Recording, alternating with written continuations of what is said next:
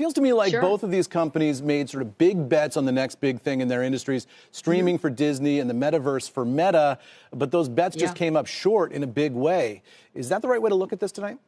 Well, the bets came up short right now, right? So, I mean, what's happened is a recession has hit and a downturn, and these were sort of pandemically lifted stocks in some ways. Now, Disney had to let's start with Disney. It had to get in the streaming business. It couldn't let Netflix run away with everything. And so they had to make big spend because that was happening. There's enormous competition in this area. So that's the thing that worries me is that the spending is crazy on content here. It's billions of dollars. And they're up against people like Apple and Amazon who have unlimited funds, at the same time. And Netflix is also in there. There's so many players, Paramount.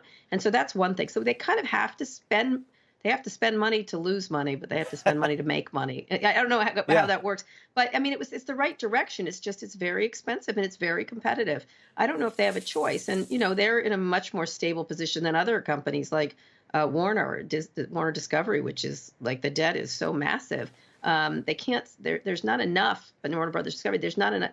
It's just very expensive. Paramount is doing some great things, but it's expensive. And that's really the problem. And again, they're up against the Apples and Amazons of the world.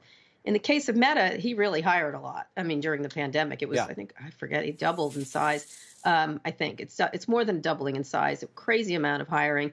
And obviously it was too much hiring. And you could do that and it papers over a lot of other problems. And then when he went all in on the metaverse and spending, billions and billions of dollars, he's really betting the farm on this, trying to escape the business that's paying for the rest of this. And that's also seen a downturn because of TikTok and advertising and things like that. So a lot of stuff is hitting Mark Zuckerberg. And let me just say, I'm very tough on Mark Zuckerberg, but he handled this beautifully today. And you can contrast it to Elon Musk, for example, who didn't sign it, didn't say anything. This guy went out and said it. It's my call. Of course, it's his call because he controls the company.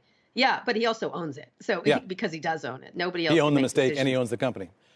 That's correct. Is this just a race to spend money to get to the future? I mean, are all these companies that you're talking about just spending near what seem like, from where I sit, near infinite amounts of money on content for the future to get to that future landing pad that none of them know that they're going to get to, and the race is all about who runs out of money first?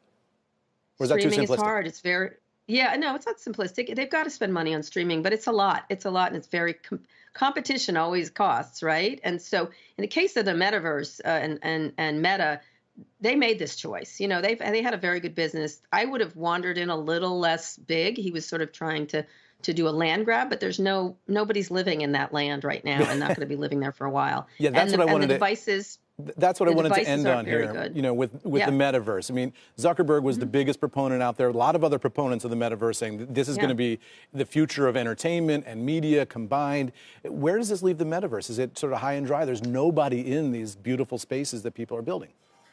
Well, in Facebook's beautiful spaces, there's a lot going on in gaming. There's a lot going on in a lot of areas. But I wouldn't have waded in with this much money. It was a little bit like try things out, see how they work. They have a very nice device, but it's not quite there yet. Apple's going to come in here. That's a big competitor. Eventually we will live in the metaverse. It may be more for work, or I've seen some really surgical things that are interesting. I wouldn't count this area out. I just don't think it's going to be Facebook that's going to do it, because they aren't known for massive creativity in creating things. They're known for quick follows. This is their first time when they're going out front, and people aren't ready. It's not ready for prime time, and it's very expensive. So someday we'll all be in the metaverse, you, me, everybody else. No, so I'll be maybe dead it's spend fast and break things. Kara Swisher, thanks so much for being here. I really appreciate you being with us tonight. No problem. No problem.